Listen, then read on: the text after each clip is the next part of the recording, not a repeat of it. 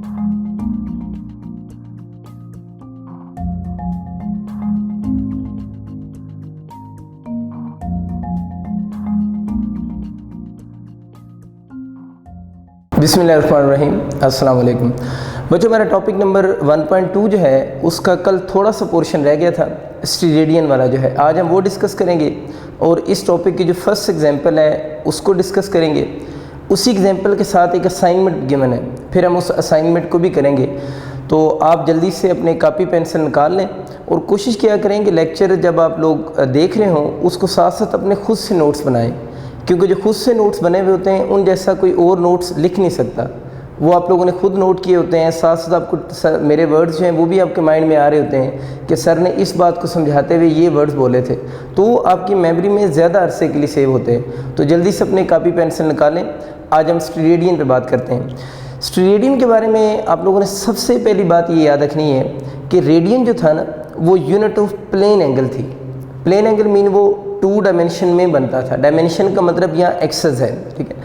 जो स्टीरेडियन है वो यूनिट ऑफ सॉलिड एंगल है, बल्कि मुझे यूँ कहना चाहिए ऐसा यूनिट ऑफ सॉलिड एंगल है। और सॉलिड एंगल ऐसा एंगल होता है जो 3 डायमेंशन में बनता है। तो इसके इंट्रोडक्शन में पहली लाइन हम यही लिखेंगे। मैं इस लाइन को आप लोगों के लिए लिख देता हूँ। तो बच्चों मैंने लिखे इट इज़ दी ऐसा यूनिट ऑफ सॉलिड एंगल।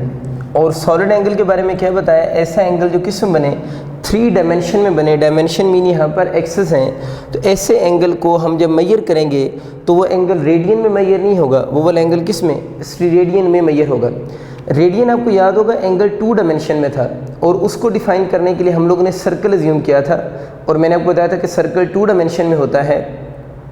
और इसकी वजह यह है, अगर आप समझना चाहें कि जो भी चीज़ें 2 डायमेंशन में होंगी उनके वॉल्यूम किसकी इक्वल होंगे, 0 होंगे। और जो चीज़ 3D में होती है उसका वॉल्यूम 0 नहीं होता। तब आप माइंड में ज़रा लेकर आए, एक स्फेयर है, एक बॉल है जिस तरह फुटबॉल होती है।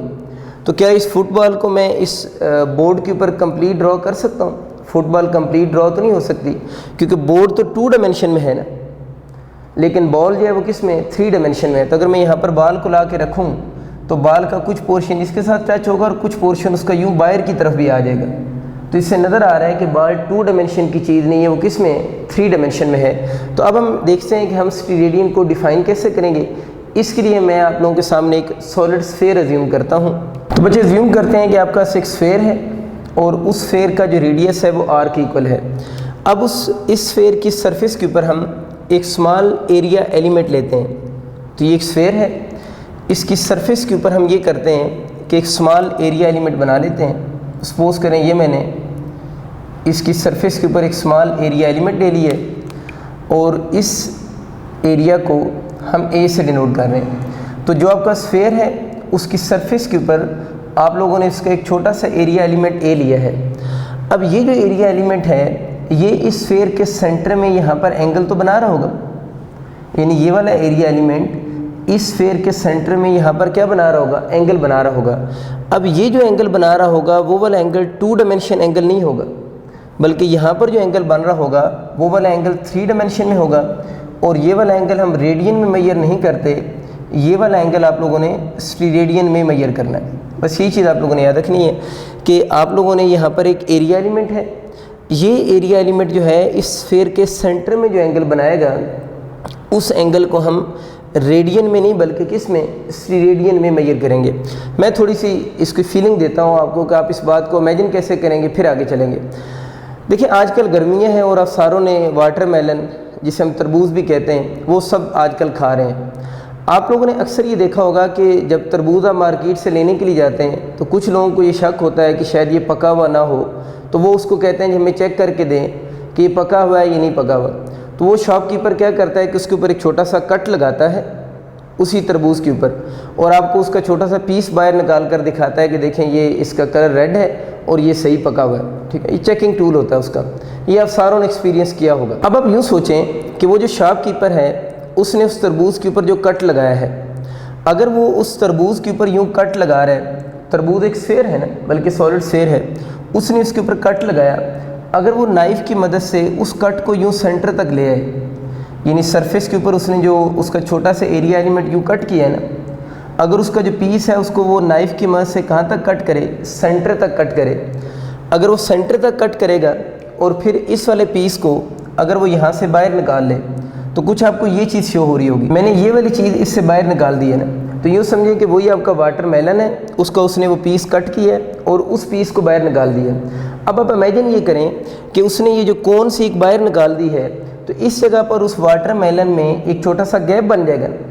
आप इमेजिन करें मेरी बात को, उस वाटरमेलन में अगर आप सही सोचेंगे तो आपको कंसेप्ट क्लियर होगा। ये यूँ समझें कि ये वाटरमेलन का पीस उसने बाहर निकाला है। इस पीस को खाने की बातें बाद में सोचें, पहले इसको इमेजिन तो कर लेना। कुछ तो ये सोचना शुरू हो गया कि आप इसको खा ही लें, खा बाद में लें, पहले इसको इमेजिन करें कि उस वाटरमेलन से वो पीस बाहर निकला है। जब ये वाला पीस उस वाटरमेलन से बाहर निकला है तो अब आप ज़रा उस वाटरमेलन के उस छोटे से एम्प्टी पोर्शन को देखें। जैसे आप उस छोटे से एम्प्टी पोर्शन के सेंटर में जाएंगे तो वहाँ पर आपको एक एंगल बनता हुआ नज़र आएगा।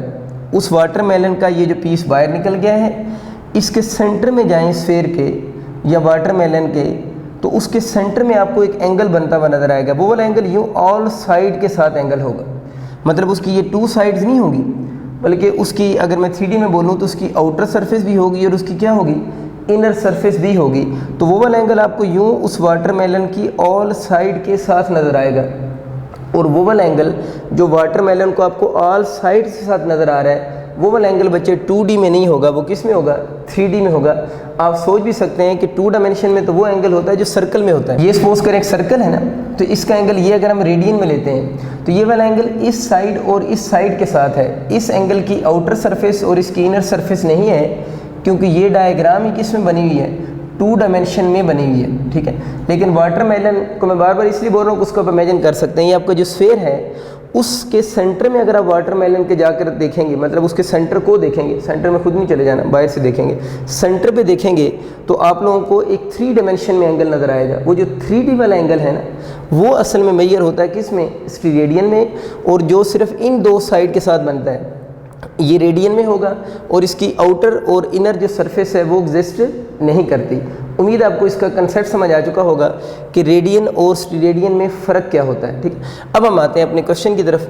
देखिए, आप लोगों ने एक स्फेयर लिया और इसका एक छोटा सा सरफेस एरिया आप लोगों ने कट किया, उस सरफेस एरिया को हम ए से डिनोट कर रहे हैं। अब हम ये चाह रहे हैं कि हमें पता तो चल गया है कि इसके सेंटर में जो एंगल बनेगा वो 2D में नहीं होगा, वो किस में होगा, 3 डायमेंशन में होगा।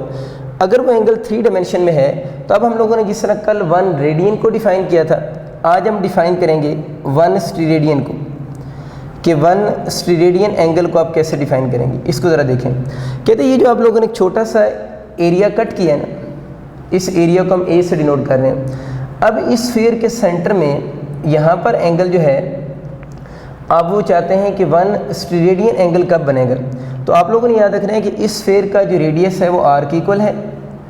अगर इस सरफेस का जो एरिया है, अगर इस सरफेस का जो एरिया है वो इस स्फीयर के स्क्वायर ऑफ रेडियस के बराबर हो जाए, अगर इस सरफेस का जो आप लोगों ने कट किया है ना, छोटी सी सरफेस जो पैच कट की है, उस सरफेस का एरिया इस स्फीयर के स्क्वायर ऑफ रेडियस के क्या हो जाए, बराबर हो जाए, तो फिर इस स्फीयर के सेंटर में जो एंगल बनेगा उस एंगल को हम कितने स्टीरेडियन बोलेंगे, 1 स्टीरेडियन कहेंगे।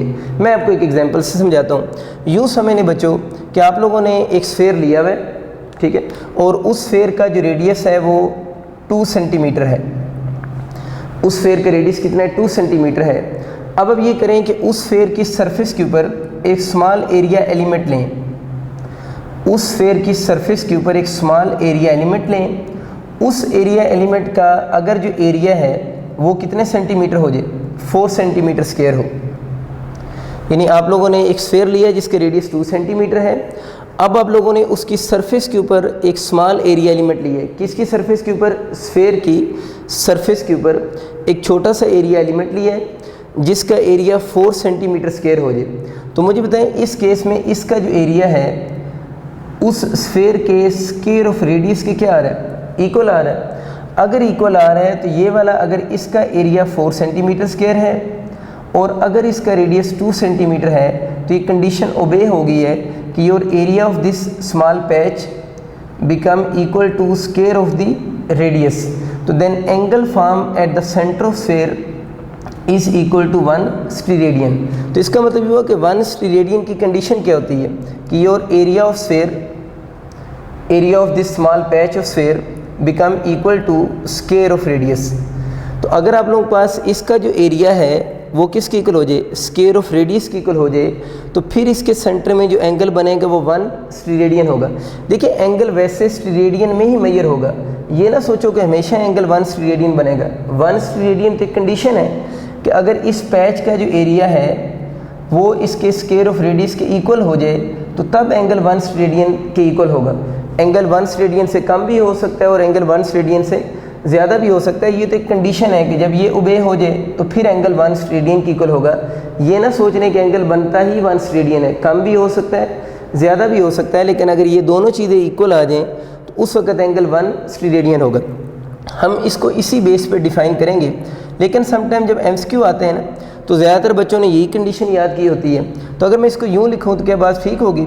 अगर मैं इसके दोनों तरफ अंडर ले लूँ, A equal to R square, ये स्क्वायर अंडर से कैंसिल हो गया तो under root A proportional to R होगा। ठीक है, तो इसका मतलब है कि ये बात भी तो ठीक है ना। हम इसको डिफ़ाइन तो इसकी मदद से नहीं करते, लेकिन कभी MCQ आ जाए ना कि 1 स्टीरेडियन की कंडीशन क्या होती है, तो आप लोगों ने A equal to R square भी ठीक है और under root A proportional to R भी ठीक है, क्योंकि जब MCQ आता है तो उसने both A and B option लिखा होता है ना, तो अक्सर बच्चे जल्दी में ये चूज़ करते हैं। ठीक है, ये बात आपको समझ आ गई। अभी हम इसको डिफ़ाइन करते हैं, लेकिन छोटा सा एक मसला पहले हल कर लेते हैं। मुझसे अक्सर बच्चे ये कहते हैं सर देखें आप लोगों ने जब यहाँ पर 1 रेडियन को डिफ़ाइन किया था, आप लोगों ने जब 1 रेडियन को डिफ़ाइन किया था आप लोगों ने बोला था ये आर्क लेंथ S है और रेडियस R है।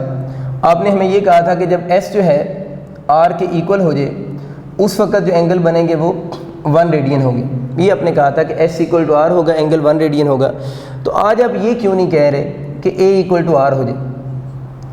यानी आप लोगों ने जब रेडियन को डिफ़ाइन किया है तो S को R की इक्वल लिखा है, तो अभी आप A इक्वल टू R क्यों नहीं लिख रहे, आप R स्क्वायर क्यों लिख रहे हैं? बात मेरी आपको समझ आ रही? तो अक्सर बच्चे मुझसे पूछ रहे होते हैं कि A इक्वल टू R क्यों नहीं लिखा है, A equal to R square क्यों आपने लिखा है, A इक्वल टू R इसका आंसर क्यों नहीं हो सकता?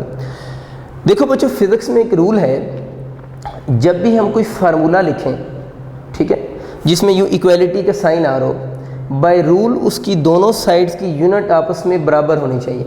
जब भी आप फिज़िक्स में कोई फार्मूला लिखते हैं, कोई इक्वेशन लिखते हैं, फिज़िक्स में फार्मूला को इक्वेशन भी कहते हैं, ये बात भी याद रखनी, ठीक है, फार्मूला को ही इक्वेशन भी कहते हैं। अगर हम कोई इक्वेशन लिखें, इक्वेशन में इक्वलिटी का साइन आना ज़रूरी होता है। ठीक है, एक होता है प्रोपोर्शनल का साइन, उसमें ये वाला रूल अप्लाई नहीं होगा जो भी मैं बता रहा हूँ। इक्वलिटी के साइन को हम इक्वेशन या फार्मूला बोलते हैं। ठीक है, तो अगर दरम्यान में इक्वल का साइन आ जाए तो रूल क्या है कि दोनों साइड्स की यूनिट्स को क्या होना चाहिए, बराबर होना चाहिए। इधर वो रूल अप्लाई करते हैं, S आर्क लेंथ है, इसकी यूनिट मीटर, R की यूनिट भी मीटर होगी। इसका मतलब कि दोनों साइड की यूनिट सेम है। ये फार्मूला आप लोगों ने इसका मतलब है ठीक लिखा हुआ है। इसके ऊपर वही रूल अप्लाई करो कि अगर कोई बंदा कहता है sir A equal to R आपने क्यों नहीं लिखा था, हम लोगों ने वो रूल लगाना है कि ये इक्वेशन है या ये फार्मूला है, और इक्वेशन और फार्मूले की पहचान क्या है कि दरम्यान में इक्वल का साइन आएगा, तो फिर वो रूल अप्लाई होगा कि दोनों साइड पे यूनिट सेम होनी चाहिए। मुझे बताओ R की यूनिट क्या होती है, मीटर, रेडियस है ना मीटर में ही होगा, एरिया की यूनिट क्या होती है, मीटर स्क्वायर। तो अब मुझे बताओ क्या इसके ऊपर वो रूल अप्लाई हुआ है? इस इक्वेशन के दोनों साइड पे यूनिट सेम नहीं है। अगर यूनिट सेम नहीं है तो ये इक्वेशन रॉन्ग है। अब ये इक्वेशन ठीक कैसे होगी? दो तरह से ठीक होगी। एक तो ये तरीका है कि इसके ऊपर क्या ले लें, स्क्वायर ले लें। देखिए जब स्क्वायर लेंगे तो इसकी यूनिट अब क्या बन गई, मीटर स्क्वायर बन गई। तो ये हम लोगों ने लिखा है A equal to R square. तो आप इस तरह भी याद रख सकते हैं कि अगर R लिख दें तो इक्वेशन या फार्मूला ही रॉन्ग है। अब आपको समझ आ गया कोई भी फार्मूला चेक करने का क्या तरीका होता है कि दोनों साइड पे यूनिट बराबर होंगी तो फार्मूला ठीक होगा या इक्वेशन ठीक होगी, अदरवाइज़ वो फार्मूला या इक्वेशन ठीक नहीं होगी। या दूसरा तरीका इसका क्या था, दोनों साइड पे यूनिट बराबर करने का, यूँ लिखा हुआ था ना। दूसरी अभी तो मैंने स्क्वायर करके इसका मीटर स्क्वायर कर दिया ना। दूसरा तरीका ये था कि अगर आप इसके अभी इधर भी अंडर रूट ले लें और इधर भी क्या ले लें, अगर आप इस तरफ इसके इस तरफ सिर्फ अंडर रूट ले लें, क्योंकि वो मीटर था, ये मीटर स्क्वायर आ रहा था। अगर आप इसके अंडर रूट ले लें तो ये स्क्वायर अंडर रूट से क्या हो जाएगा, कैंसिल। समझ गई आगे बात? तो फिर भी दोनों तरफ मीटर और मीटर क्या हो जाएंगे, बराबर हो जाएंगे। इसलिए ये मैंने लिखा है कि under root A proportional to कौन से R का मतलब क्या है कि आप लोगों ने इसकी यूनिट मीटर थी ना, इसकी यूनिट क्या थी, मीटर स्क्वायर थी। तो आप लोगों ने इसके ऊपर क्या ले लिया है, अंडर रूट लगा के फिर भी यूनिट क्या कर दी, बराबर कर दिए। तो इस तरह भी चीज़ों को आप सोच सकते हैं। बस आप ये कोशिश करें कि अपने सोचने के अंदाज बदलें, यानी एक ही बात को आप डिफरेंट वे से सोचा करें। जब आप डिफरेंट वे से सोचने की हैबिट डेवलप कर लेंगे ना, तो इनिशियली आपको मुझसे पढ़ते हुए 1-2 चैप्टर थोड़े लगेंगे कि हम बहुत ज़्यादा चीज़ों को पढ़ रहे हैं, लेकिन आप ऑनवर्ड पूरी बुक में देखेंगे कि आप खुद रिलैक्स फील करेंगे, क्योंकि आपके माइंड में इतना डाटा आ चुका होगा कि उसकी बेस पे आप एक्सेलरेट करते जाएंगे इस पूरी बुक में। इसमें नहीं बल्कि सेकेंड ईयर में इंशाल्लाह आप एक्सेलरेट करते जाएंगे। तो ये डिफरेंट एविडेंसेस होते हैं किसी भी बात को अंडरस्टैंड करने के, क्योंकि जब एक ही बात को आप डिफरेंट एंगल से देखते हैं ना, तो वो बात मुश्किल नहीं होती, बल्कि एट द एंड वो बात आसान हो जाती है। अब आते हैं कि बोर्ड में इस टॉपिक में क्या लिखना है। ठीक है, बोर्ड में सबसे पहली लाइन आप लोगों ने ये लिखनी है, it is S unit of solid angle which form in 3 dimension.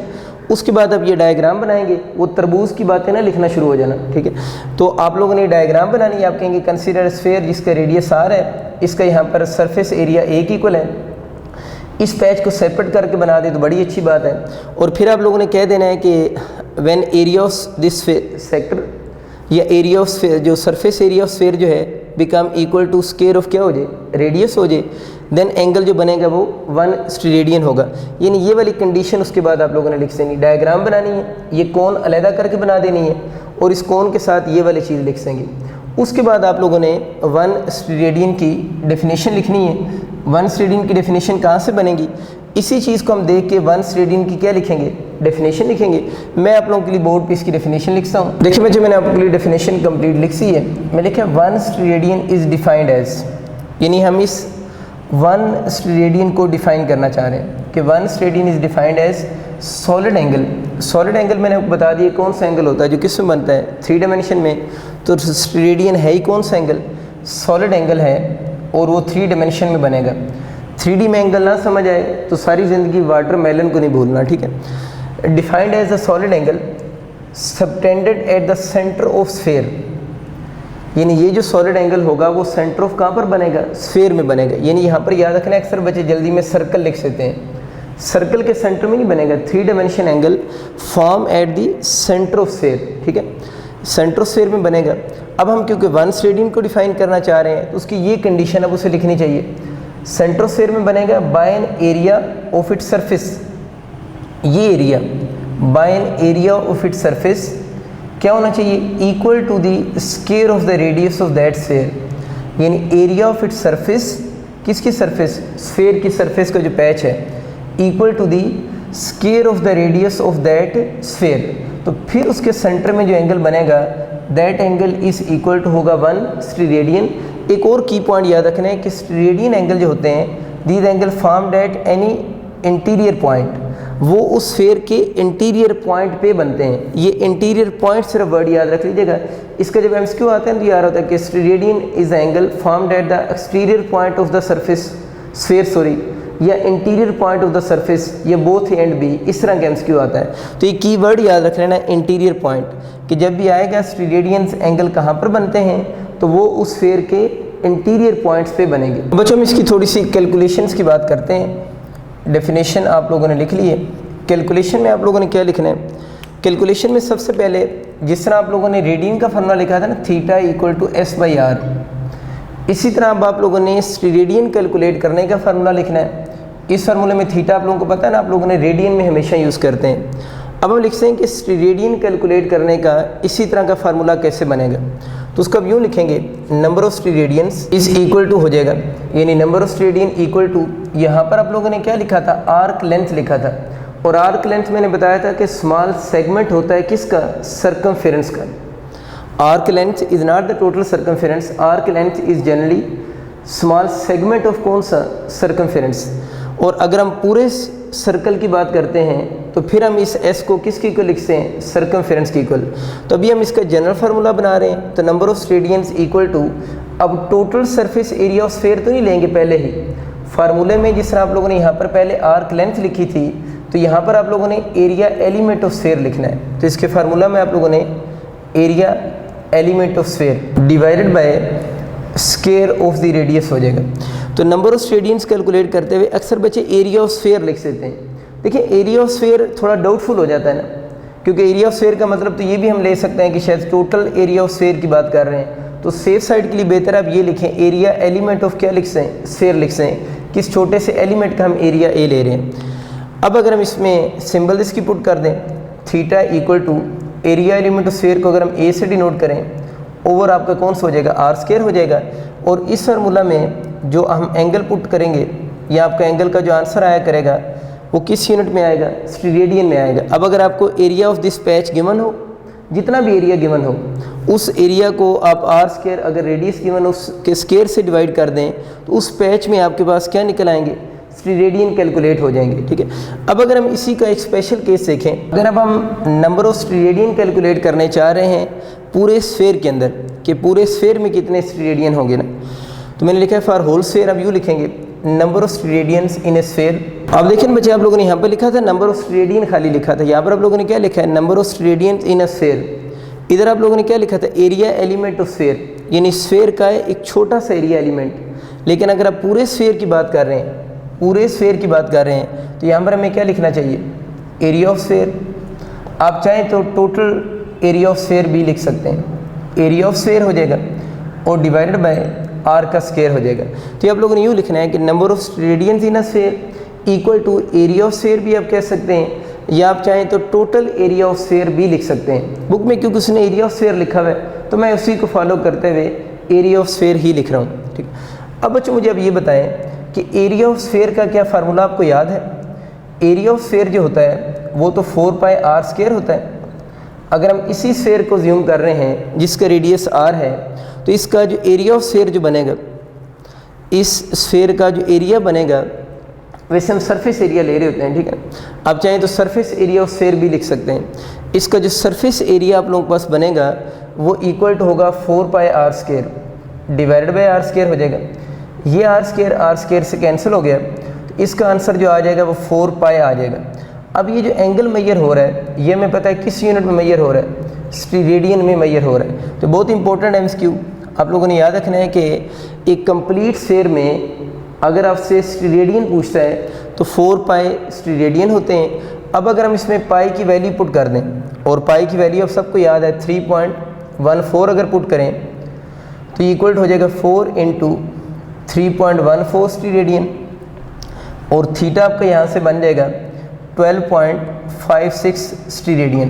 तो ये दोनों एमसीक्यू बच्चों आप लोगों ने याद रखने हैं कि एक कंप्लीट स्फीयर में हम कह सकते हैं 4 पाई स्टीरेडियन भी होते हैं और 12.56 क्या होते हैं, स्टीरेडियन भी होते हैं। एक ही बात है, उसकी वैल्यू पुट की है।